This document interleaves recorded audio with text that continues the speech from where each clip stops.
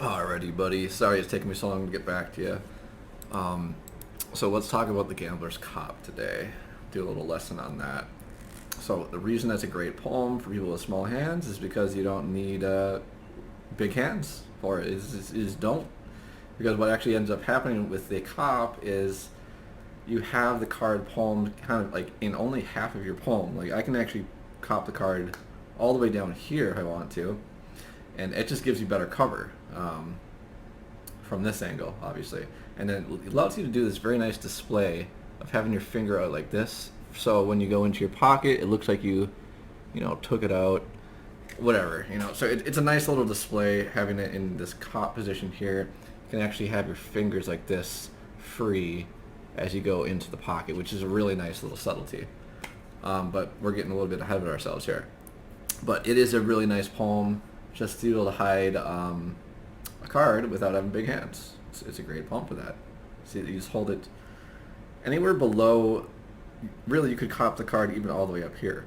As long as you're not flashing that front part, you're fine. See, I'm getting a little flash here, so that's a little bit too high. It's got to be behind that line of the index finger when you actually palm it. But again, we're getting a little bit ahead of ourselves here. So this part's easy. It's just you bend the card inwards like this, and it's in a palm. You'll get the feel for it. You can practice just putting the card in your hand like this, and then trying doing regular things. Maybe placing the deck back in your hand, putting the deck down while not flashing this back corner. And I'm going to teach you how to get around all that without flashing and everything. So let's talk about really quickly. I'm going to discuss how the move was originally taught and why it's bad. Okay, so originally it's taught that you feel one card and pull it down with your pinky. It's kind of a difficult move to do at first, but that's how you would start it. You transfer that into a thumb break. So see, I have a little break here. It's barely, a really small one, but I have that with transfer to the thumb now. Now what you normally do is you would actually shift the entire deck back into the hand here, and you're depositing that card in the cop position here while sliding the rest of the deck forwards.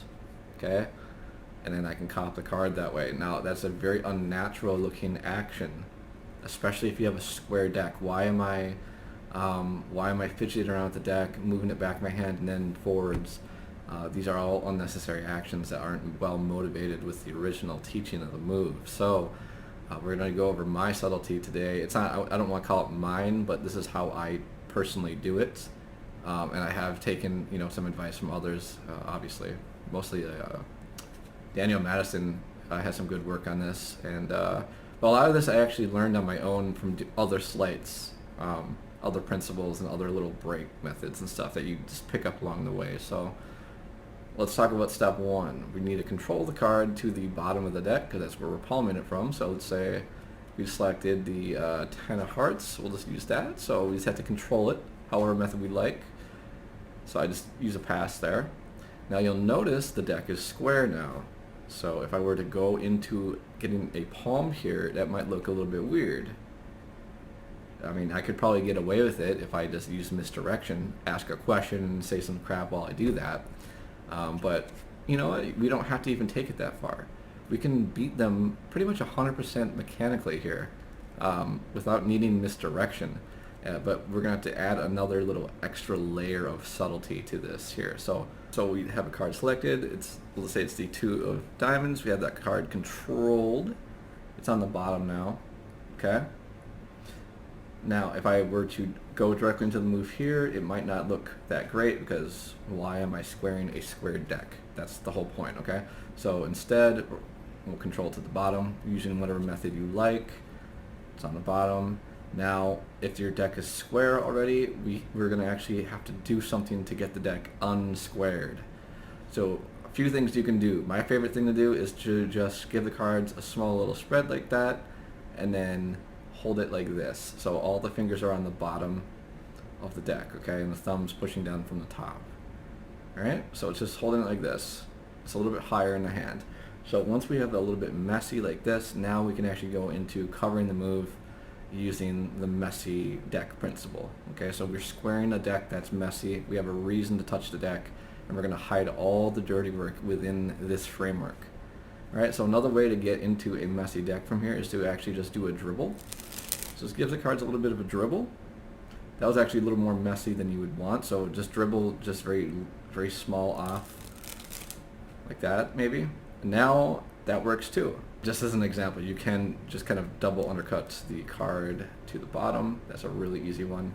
Now, again, with the double undercut, the cards aren't really messy afterwards, so you just give it a small little dribble like that.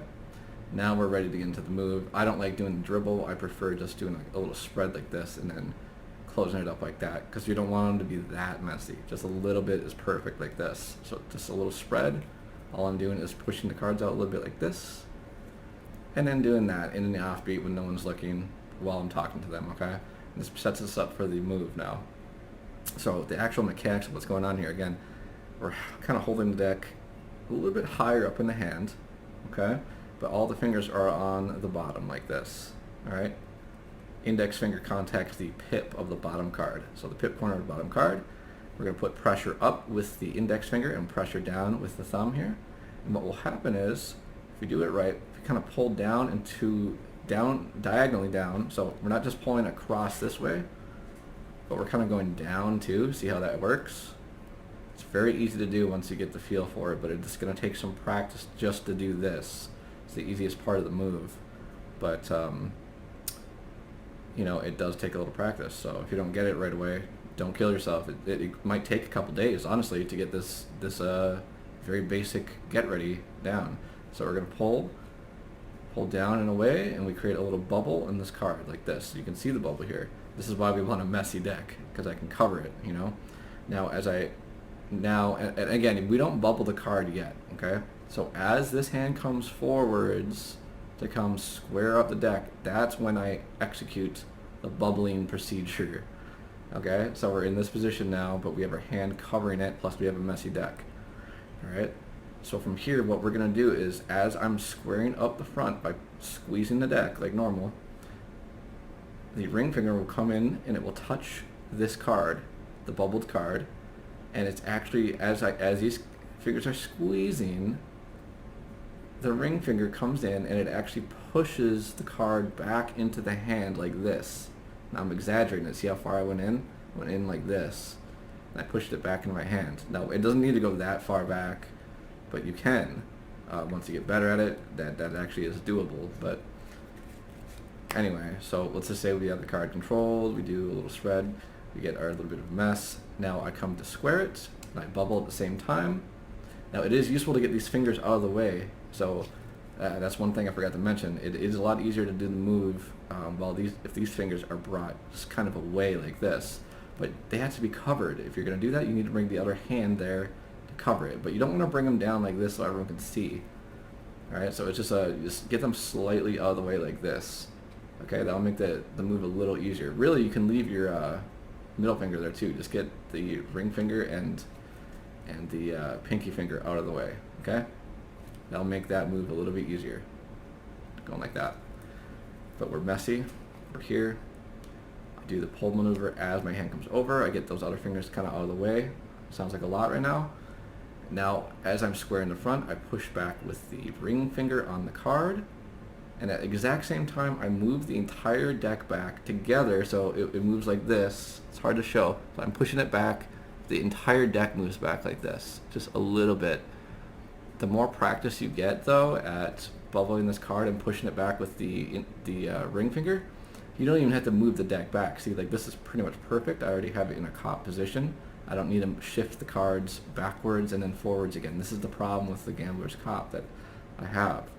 So this is how I fixed it. Something like this. I bubble the card. As I'm squaring, it gets pushed back in there into the position I want, and then I can cop it out. Alright, so the cop itself, we'll talk about getting into that position again.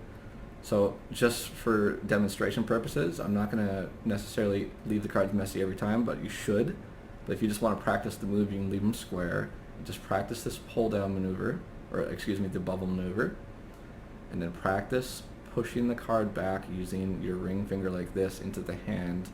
And then you do a simulated little square of the thumb here. So what's actually happening is this. See this? So I already deposited the card where it needs to be for the palm, and I'm just doing a simulated squaring action like this, and then I bring it forward, set it down, or place it in the spectator's hands as this hand comes down and rests. Obviously I'm sitting in a chair right now, so it's not going to be as natural looking as it could be, and I'm too lazy to stand up and do this. But normally if you have a card in Gambler's Cop here, you would be able to bring your whole arm down naturally, but since I'm in a chair like this, it's a little bit weird. But it should, you should be able to relax his hand at the same time as you set the deck down. But you see my hand looks a little awkward right now because I don't have anywhere to put it when I'm sitting down like this. But we'll get into the angles and all that in a second. So again, card selected, whatever it might be, that's controlled to the bottom. Okay. Maybe I'll do a little small spread just to get the cards a little bit messy. Now here, as I go to square, I do this maneuver here. I'm using my ring finger to catch the card here. I bring everything back a little bit while pushing back with the index. Now we're here. I do this little kind of a fake thumb square. Now look where I'm at. I already have the palm done. Okay. Now this part is easy. It's just gonna take practice of. You can just take the card and set it here. Without the deck, and just get a feel for how this should be.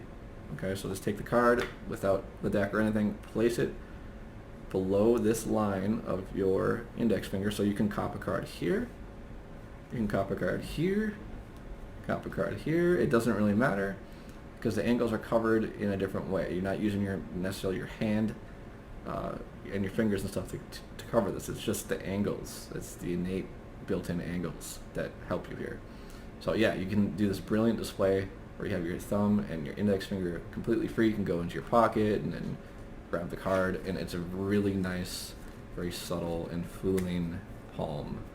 It's probably one of the most natural looking palms because your hand doesn't look contorted or it doesn't look like it's really in any weird position like this. As long as you have your angles good, you're good. You can be free with it, you can be blah blah blah, and it doesn't feel like you have anything in your hand. So this is an excellent, excellent palm. I wish more people knew how to use it correctly, because 90% of the people who use it, it's extremely obvious that they're palming a card. Because they're touching the deck when it's square already, and they're moving things around when they don't need to be moved around, and they have a guilty hand. They think they have to drop it like this right away, or there's 100 different things that people do. But the main one I see people do is they have the deck like this, and then they bring the whole deck back like this, and then they bring it forward again like this. It's like, come on, we know you did something there, So this subtlety that I'm teaching you, it really is working to deny that kind of thing from happening, okay? So just to make things easier, again, let's just say they have a card selected, King of Hearts. Now you can totally just do anything easy, just like a double undercut here.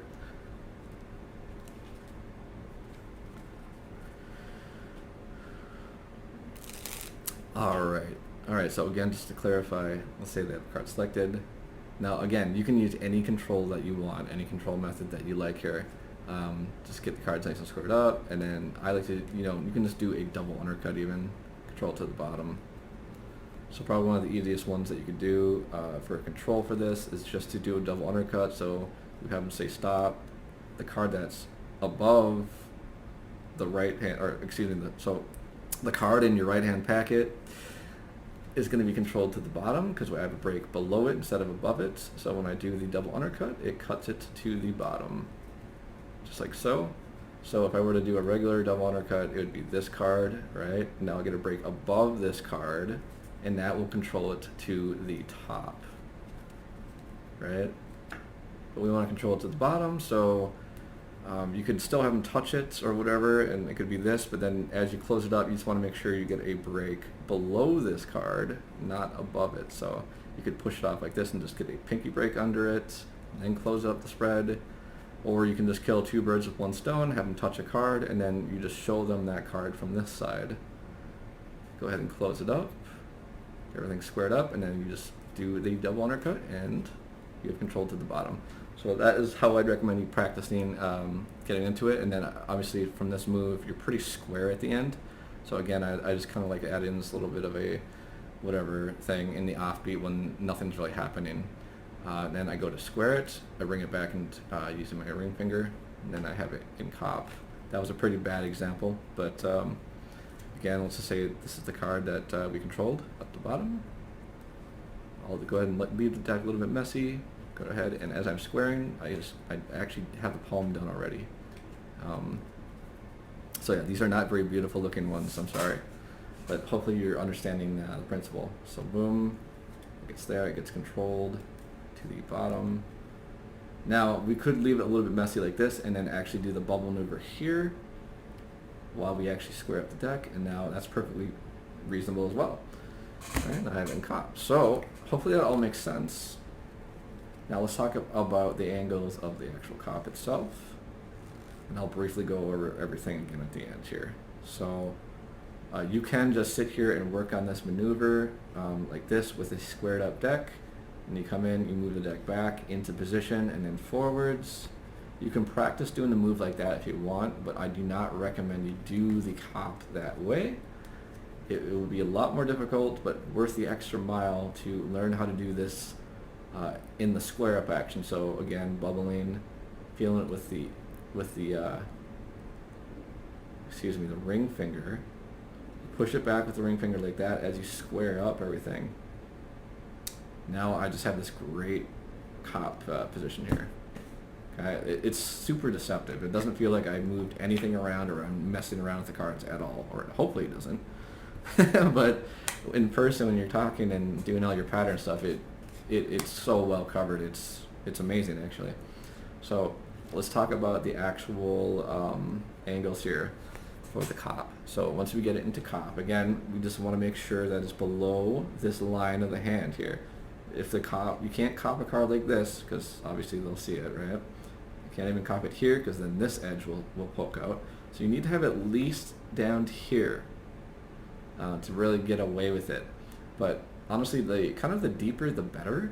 You don't want to go too deep though, like down here where the pinky is, otherwise the angles are really bad back here or over here. So ideally it should be between kind of like the middle finger or the ring finger, right here.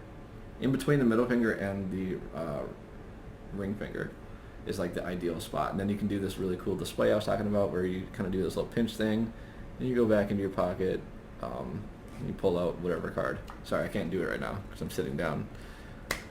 But yeah, so the angles, sorry I keep getting off track here, the angles are such that this card needs to always be pointed at eye level. And let's say we're in this position where I have it in Gambler's Cop. I just need to move the deck out of the way. Same thing applies here. You can see it if I turn too far to the right. You won't really necessarily be able to see it until you go really far to my left. So you want to keep them basically in front of you and have the top card of the deck just aimed up at the eyes. So in my case, the camera would be like their eyeballs, so I aim up like this. And then when I take and set down the pack, I have this angle covered, see? And it looks more natural to have your thumb kind of like resting like somewhere over here instead of it like up, like here, or like down here. That looks weird, you know? Just try to have it look natural and relaxed a little bit. So like this is fine. But remember, we want to keep this card always aimed directly at the eyeball, okay? So if I come around this way, I'm continuing to actually rotate my hand the whole time as I'm coming around, see? So I can maintain this angle. If I go too far though, you'll see it. But look how well covered it is. It's covered really well as long as you know your angles, okay? So just keep that in mind, eyeballs. This is aimed at the eyeballs, okay? So boom, I know where their eyes are. I'm just looking at their eyes this whole time. And I can do this brilliant little display where I'm like, oh, I'm going to go into my pocket and get your card, or blah, blah, blah, and then you pull it out. And it's great, okay? So hopefully that will help. So let me break it all down again, because I know it's hard to follow this shit. We control a card to the bottom, any means necessary. I like to use a pass for this, so 10 of clubs. You just go ahead and do that, and then maybe I'll just kind of do something like that. In the offbeat, I'll be like, okay, so, you know, your card's somewhere in the middle, blah, blah, blah, blah. In a second here, I'm going to try to make your card appear somewhere else. So actually, Actually, I don't even say that. I'll ask them if they want to shuffle the deck or whatever. So I already have it in cop here. Obviously, I think I flashed there because I didn't have it aimed at the eyes. Remember that, aimed at the eyes. But basically, we get into this position during the square up, okay? So over here, I'm going to go over this part again. Pinky, or comes over. These fingers right here can kind of get out of the way as you do this, okay? Same time, I'm actually doing a real squaring action here against the front, but I'm pushing back with I'm exposing it right now. I'm pushing back with my ring finger deeper into the hand as I do this square up maneuver here like this. Keep in mind to keep the deck pointed at the eye level. Now as I come forward, I have it in cop here. And I just have to make sure that I keep aiming at the eyes the whole time. Okay. So, hopefully that explains it well enough. So boom, I'll do it one more time. Go ahead and control the card. And then sometimes I'll just do, keep it a little bit messy. In a second here, actually, I want you to hold on to the deck because I want you to shuffle up the cards and let them shuffle the cards and go, actually, I have had one card in my pocket this whole time. And obviously don't flash like that, but again, I'm sitting down. But you would just do it like this and then go into your back pocket and then pull it out. Like, you wouldn't do it like this. I'll make a video later on when I'll show you how to actually pull it out of your pocket, but you'll figure it out. I mean, you're a smart guy. So, but that's how it works, okay? It's very, very important that you try to at least use some of the subtleties that I'm talking about here. I don't want to see you learning this move, and I don't want to see you do this. Right? It does not look normal to me, but that is normal. That is how it is taught normally, though. This is actually legit how it's normally taught. It's like that. I just think, it works, but it's worth the extra effort to kind of add in this little bit of a deception here. I'm just squaring the deck. All right, that covers the whole action really, really well. So hopefully that makes sense, bro. Let me know if you have questions.